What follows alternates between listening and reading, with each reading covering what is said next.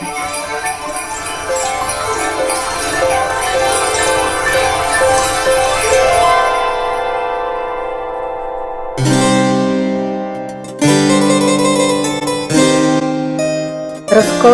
история, изкуство, романтика, каквото и да кажем, ще е малко, за да опишем този уникален град. Трябва просто да бъде посетен. Ние сме ви подготвили подробен план къде да отседнете, какво да посетите, как да се придвижите и кое колко ще ви струва. За последните 5 години сме посетили 7 пъти този невероятен град и всичко, което ще ви разкажем, ще бъде на базата на личния ни опит.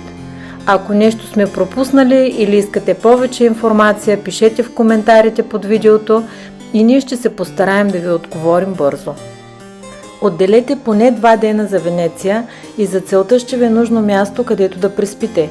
В някои от хотелите, за които ще ви разкажем, сме били веднъж, в някои повече пъти и всичко, което ще чуете от личният ни опит е напълно достоверно. Цените са актуализирани към днешна дата. От хотел Сириус сме много доволни, намира се в континенталната част на 20 на минути път с кола от Венеция. Хотел Аврора се намира близо до хотел Сирио, е по-нисък клас, стаите не са нищо особено, мебелите са остарели, но служителите са много сърдечни и за това ни остави с много добри впечатления. Къмпинг Джоли. Сами виждате цените, това е може би най-изгодното място за преспиване в близост до Венеция. Има различни видове бунгала, тези са най-евтините, просто легла, баня и тоалетна, но беше чисто и нямахме забележки. После се преместихме тук, това са така наречените супериор стаи, много прилично уредени бунгала, с веранда, имат малък хладилник и телевизор. Къмпинга се намира до магистралата, близо до Маргера и се стига много лесно с кола до там. Има басейн, кафе и ресторант, малък магазин за хранителни стоки и безплатен паркинг. Преди имаше и шатъл до Венеция. А ако искате повече информация за тук, пишете в коментарите. От тук се стига до Киожа, където има плаж и е на 40-50 минути път с кола. Сами можете да видите плажа и да прецените дали се струва. За нас всеки български плаж е по-приятен от този. За този хотел не мога да кажа нищо хубаво. В момента няма обявени цени, така че може би го ремонтират и в бъдеще ще заслужи по-добри отзиви. Хотел Плаза се намира в Местре, точно срещу спирката на автобуса за Венеция. Стаите са демоде, но чисти и закуската беше хубава. Ако обаче искате да вдишате нощна и сутрешна Венеция, да си пиете сутрешното кафе на някой от каналите и гледката от прозореца да ви е такава, най-добре си резервирайте хотел в самата Венеция. За съжаление, този хотел в момента също не предлага нощувки, надяваме се, че го реновират и ще заработи скоро отново. Къде да паркирате? Препоръчваме ви да оставите колата на Тронкето, това е изкуствен остров непосредствено до Венеция, и оттам да хванете People Mover за 1,50 евро, който за 3 минути ще ви закара до Пиацале Рома. Другият вариант е водно такси, има ги на Кея колкото искаш или Вапорето.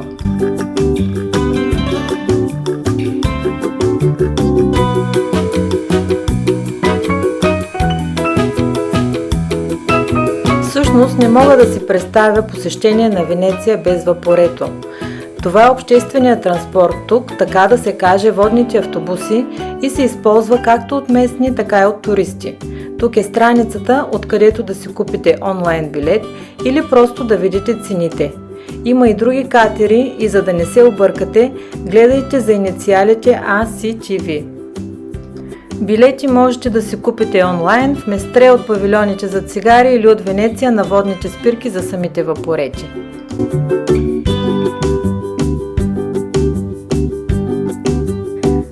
И така вече сте във Венеция и започва вашата невероятна разходка в минало и настояще на това великолепно място.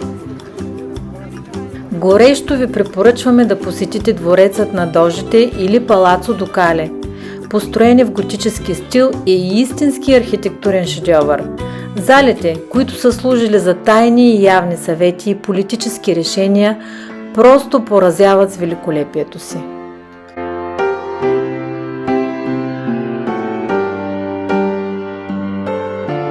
Венециански и чуждестранни художници са рисували тук и човек вижда истински произведения на изкуството директно на стените и таваните на залите.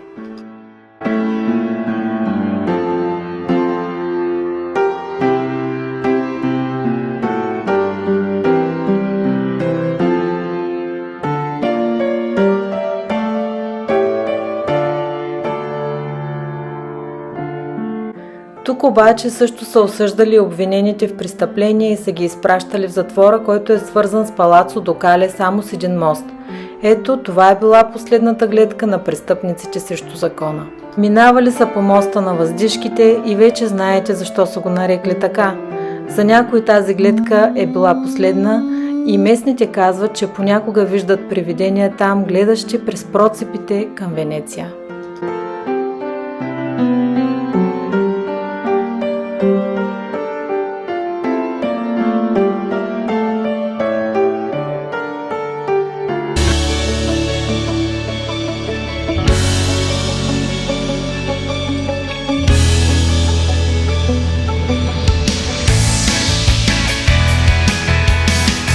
Ако сте само за ден във Венеция и сте с група с екскурзовод, ви съветваме да ги оставите да препускат, а вие просто се разходете без да бързате из града. Вземете се билет за Вапорето, за колкото време имате и направете една обиколка по канале Гранде с най-бавната линия 1. После се разходете из уличките, просто гледайте и усещайте. Бързането да обхванете всички забележителности ще развали най-важното – усещането на атмосферата на Венеция. Вижте двореца на дождите и после тръгнете на някъде и ако нещо ви направи впечатление, просто влезте и го разгледайте.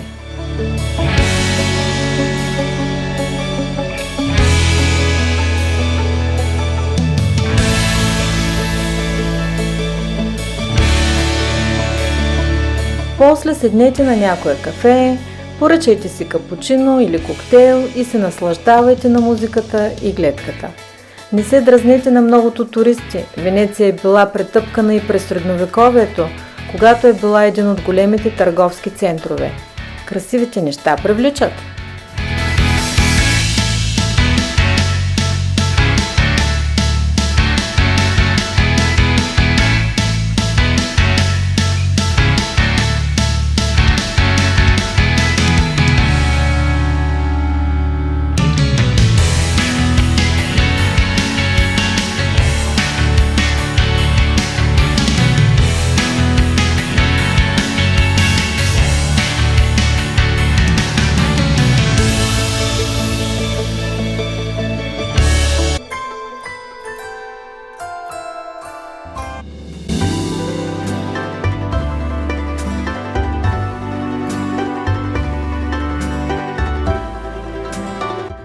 Най-добре е не посещавайте Венеция в голяма група, защото усещането ще е съвсем различно.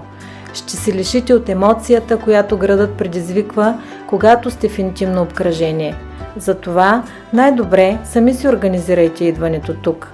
Както виждате, не е никак сложно.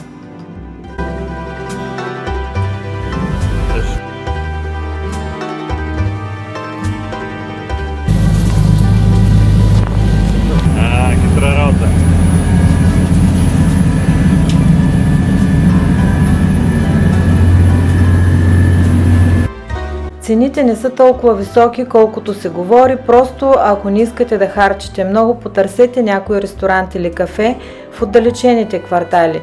Те са много романтични, а и туристите са по-малко там.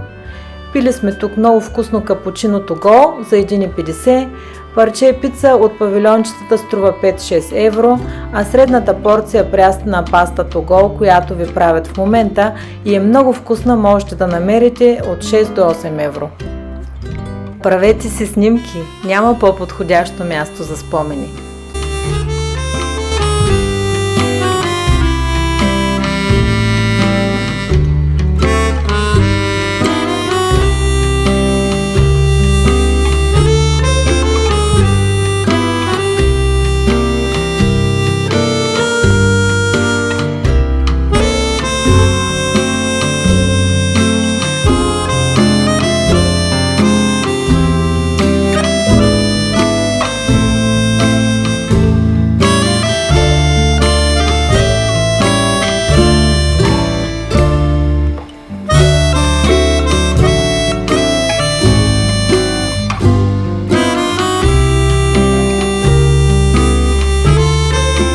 Можете да си наемете гондола, все пак сте във Венеция.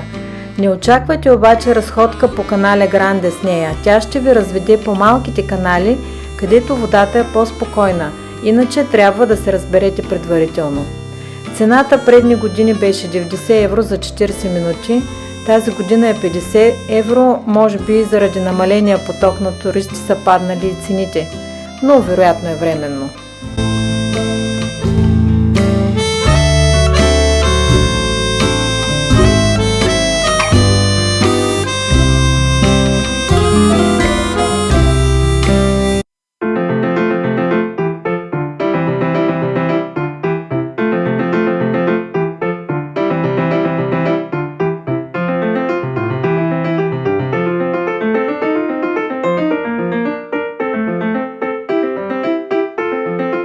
Тук можете да срещнете всякакви модни приумици, изкуство освободено от ограничения и само няколко преки нататък невероятните творби на старите майстори, които не са бързали за никъде и са влагали душа във всеки детайл.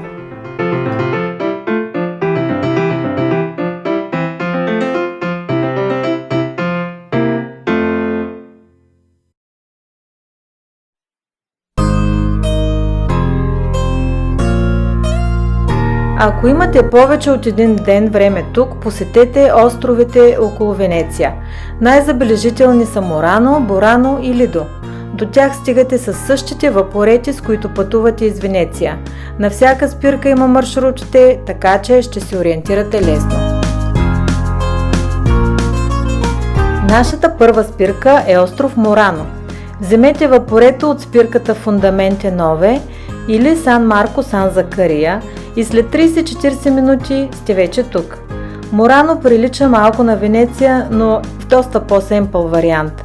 Островът е известен в цял свят с производството си на стъкло. Традицията води началото си още от края на 13 век, когато всички работилници за стъкло са били преместени от Венеция тук, заради опасността от пожари, а също и да запазят от конкуренцията тайните на производството на прочутото венецианско стъкло. Тъй като Мурано е бил населен предимно от работници, няма да видите пищни дворци тук, но целта не е и това. Влезте в някоя стъкларница и срещу малка сума наблюдавайте работата на майстора. Разгледайте магазинчетата, непременно си купете нещо от тях за спомен. През деня има много хора, но сутрин и вечер е доста спокойно. Следва цветотерапия. Това е остров Бурано. С вапорето стигате до тук, като вземете линия 12 от Фундаменте Нове. Островът е известен с цветните си къщи, рибните ресторанти и ефирната дантела, която жените на Бурано плетяли, докато мъжете им били на риболов. Има една романтична легенда, която разказва за един млад рибар, който бил сгоден и един ден влязъл в морето на риболов. Една русалка се опитала да го съблазни, но той не се подал на чара й. Русалката била впечатлена от неговата вярност и му подарила венчална дантела и стакана от финна морска пяна. Така жените от Бурано имали неземен модел за подражание и наистина се славили с най-тънката и въздушна дантела в света.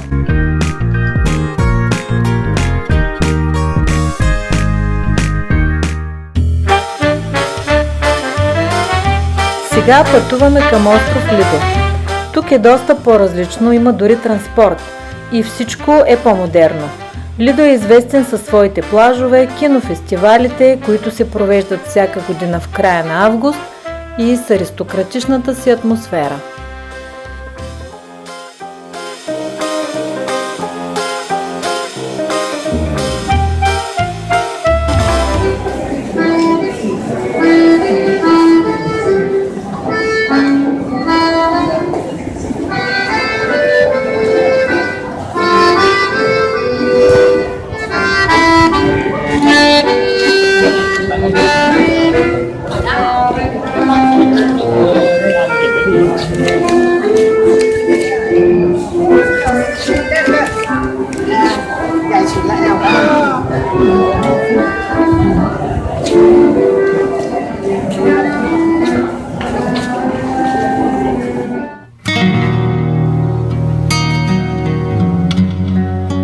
Не знам дали има по-романтично място от нощ на Венеция.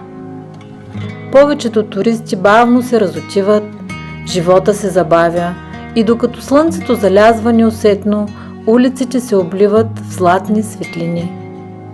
Млади хора пият вино пред заведенията и си говорят оживено, изискани дами във вечерни рокли бързат за някъде, а ти се чудиш, сънуваш ли и искаш ли въобще да се събудиш и разбираш, че си се влюбил в град, като русалка, която ти е омагьосала и вече не знаеш пътя за вкъщи.